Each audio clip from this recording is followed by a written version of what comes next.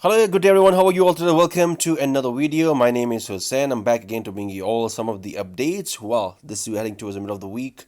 Now, I want to actually talk about some of the correction in the stock market, which is increasing in depth as stock indices in the United States and Europe lost more than 0.5% on early Monday. However, other markets turned to be unexpectedly stable. Brent crude prices jumped by more than 2.5%, gold prices gained more than 1.7%, and returned in the wide trading range of 1800 to 1880 per troy ounce. The US dollar is slightly down despite a general rule that the greenback should strengthen when stock markets are falling. So we may witness some sort of moves of different markets or investors do not believe the correction would sustain.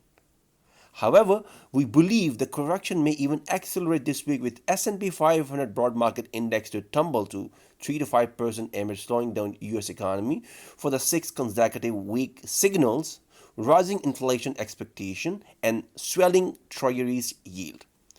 Technical picture is also flagging a correction in the stock market. Besides, there are no positive news this week that could reverse market sentiment.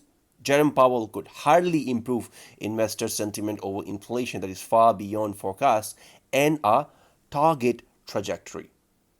Although he would certainly try to convince markets that the current inflation spike is just temporary.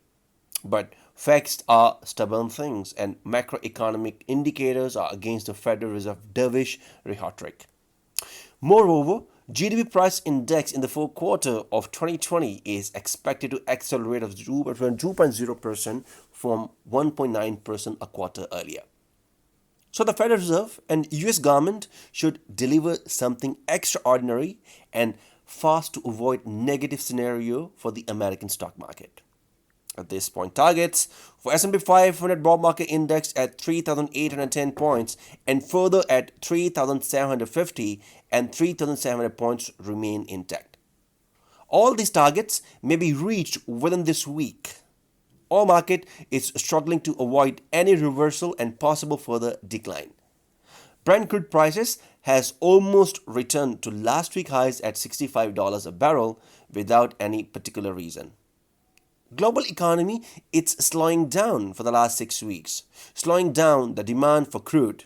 So we may consider another level close to $65 a barrel as a good selling option with target about 62.3 to 61.4 and $60.7 per barrels.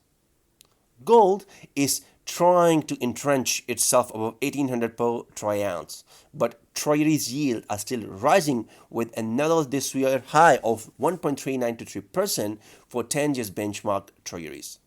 So, a negative pressure on gold prices is retaining. The US dollar refuses to strengthen even with the rising risks in the stock market. The euro is struggling to hold above the support level of 1.2120 and would likely to succeed its defending in this week. The nearest resistance for the euro USD is somewhere around 1.2300, would be an interesting and opening a sell position because it meets a major resistance level over there. The British pound is rising amid expectation of lockdown lifting in the United Kingdom. We may expect the cable has priced in such expectations, but we may see a minor upside spike to 1.41 where the nearest resistance is located. A sell position at this level with targets of 1.3780 and 1.2690 would be an interesting option. The Japanese yen still way beyond 104.20 level, which is crucial for USD JPY, and further decline in the stock market would increase the demand for yen as a safe haven assets and may lead to decline in the pair to 104.10. Thank you very much for listening, and that's all for today. See you guys later. Bye bye.